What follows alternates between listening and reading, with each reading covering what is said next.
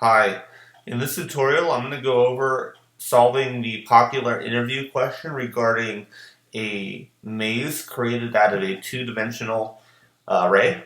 In this tutorial we're going to be using JavaScript as the language of choice, and we are also going to be making use of recursion to accomplish this problem.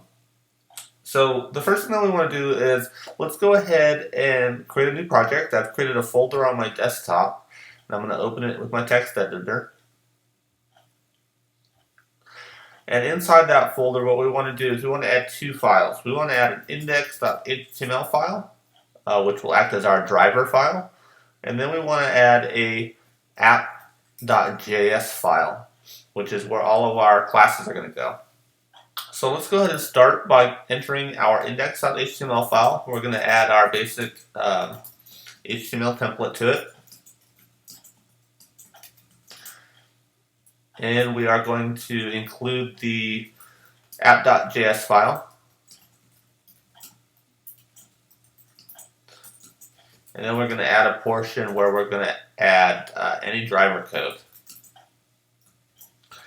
So if you're unfamiliar with a two-dimensional array problem, let's go ahead and structure a variable that's going to represent our maze.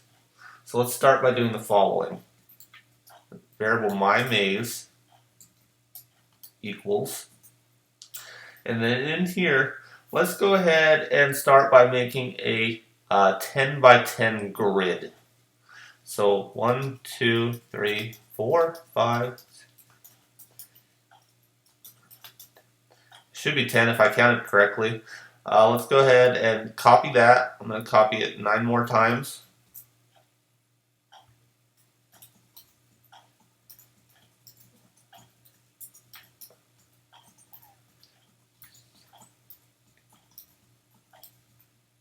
Alright, that should be 10 by 10.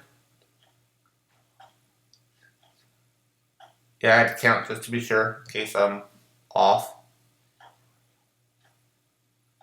Yep, we're good. So right now we have a blank grid. It's a two-dimensional array in JavaScript, and it's all zeros. So in this particular problem, we're going to use 0 to represent a wall, a path that cannot be traveled in your maze. And we are going to use the value of 1 to represent a path that can be traveled. And then finally, we're going to use a value of 2 to represent the goal of our maze. So once we have hit the value of 2, we have solved the maze. So let's go ahead and start making our grid here. We want to make it legitimate.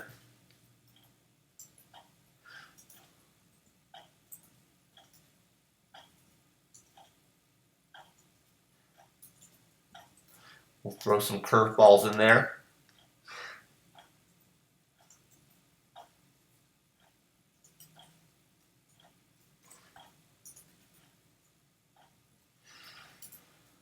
You can make the maze however you want. I'm just doing some randomness here.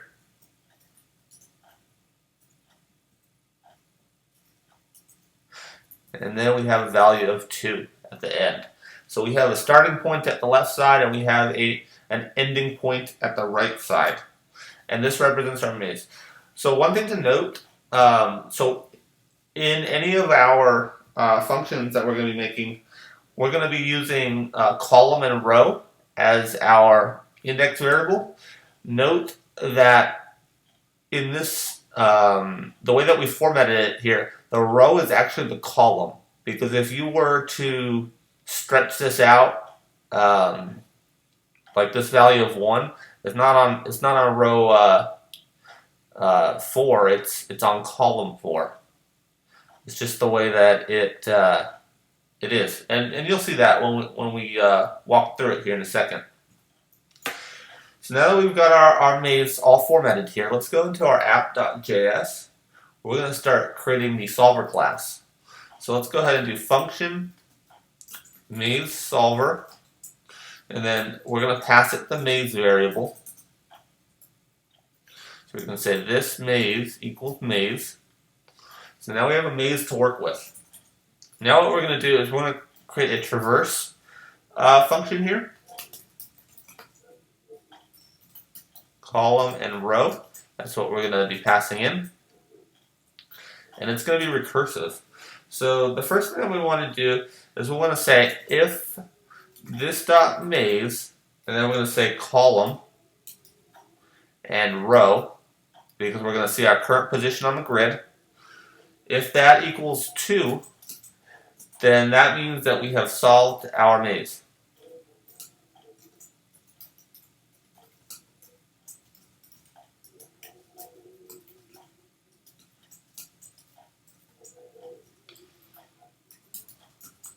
And you can do whatever you want here. I'm just printing out where we ended up at our final location. Alright. So we solved the maze if it equals 2. Else, if this dot maze, column and then row again, equals 1. So if it equals 1, we're on a path and we can continue. And then all of our other values are ignored, so 0 and whatever else is ignored. So the first thing we want to do is we want to print a log to say that we're on a path here.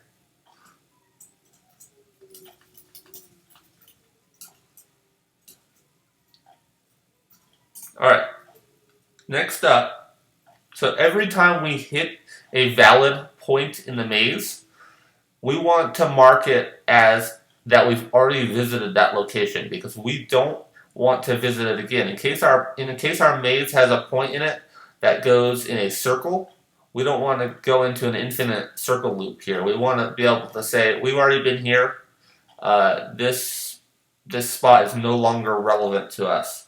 So by doing that, we can do the following here. This maze, column, and then row equals 9.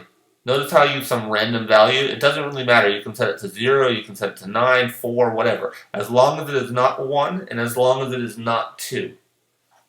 All we care about is that it's a value other than those to say that we've already visited this location. The next thing we want to do is we want to check to see if our column is less than the we want to make sure that we're not exceeding the boundaries of the maze here when we're looping through. So we're going to say this maze.length less than 1. So we want to make sure that our column is not less than the furthest left side. We don't want any array out of bounds errors. It'll be less likely to see those in JavaScript because JavaScript is pretty forgiving. But if you were to code this in, say, Java, you'd get all kinds of errors. So if we're still in bounds, we're going to actually do this for several of them here. We're going to do it for all boundary conditions. We're going to say, in this case, it's going to be row less than this maze dot column, because we need to see the length of the inner now. Less than 1. Alright, so we're just check the row to make sure that we're still in the left side boundaries. Now we need to make sure that we're in the right hand side boundaries, and we can do the following.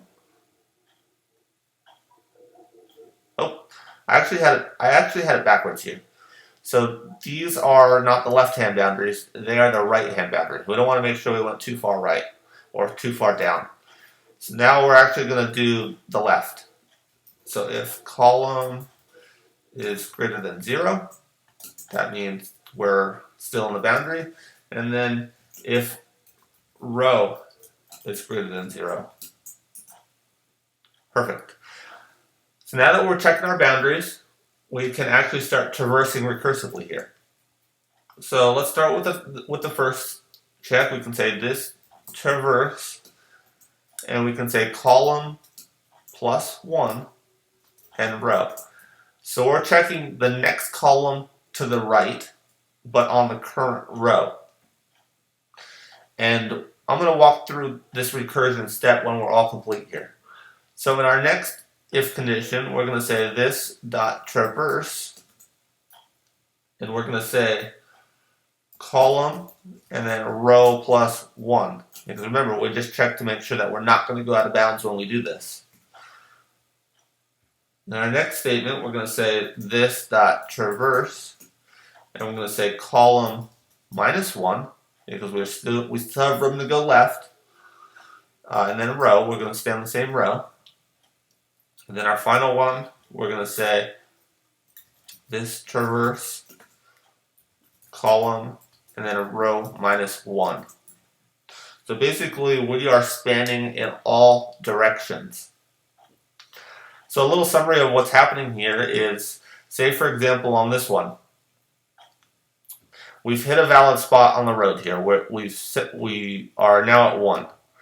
The next thing that we want to do is we want to go to the left, to the right by 1 on the same row, and then we're going to re-enter this whole function here. If it's a 0, our recursion is going to die off. It is no longer going to progress further. But if it's a 1, we can repeat these cycles and keep going until we find a 0 or a 9 or anything that's not a 1 or a 2. And that's how we're recursively going to solve this maze. So let's go ahead and see this in action here. Let's go back into our index.html.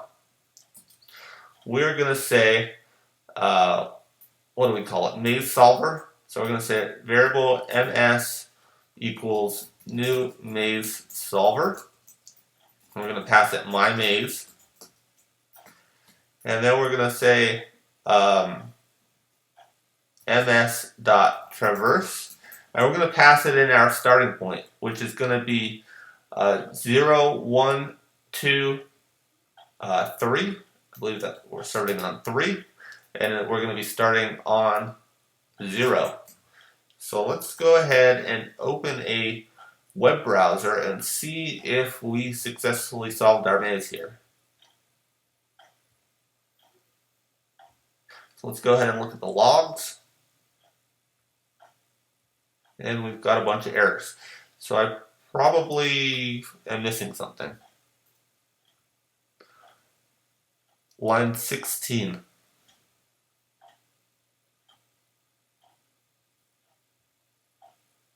What is on line 16 here?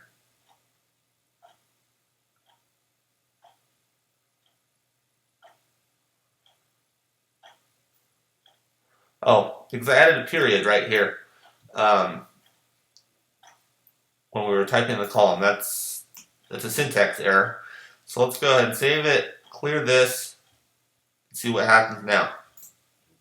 So it worked. We're on a valid path, and it recognized that we solved the maze at 4, 9 as far as the position. And you can choose not to print out a valid path. You can choose to only say that when we solve the maze. That's fine. And this is just a basic example that you might see on an interview question for, say, a software engineering or programming type position. There are more advanced ways to go about this. You could, for example, be on the lookout for the shortest path inside of some kind of graph kind of search. There's a whole lot of different things that could be asked in this problem. But for the most basic part, which is more probable for an interview question, is just the basic two-dimensional array maze, which is what we've accomplished here with recursion. It does show your knowledge of recursion, and it shows how you can think in an analytical way.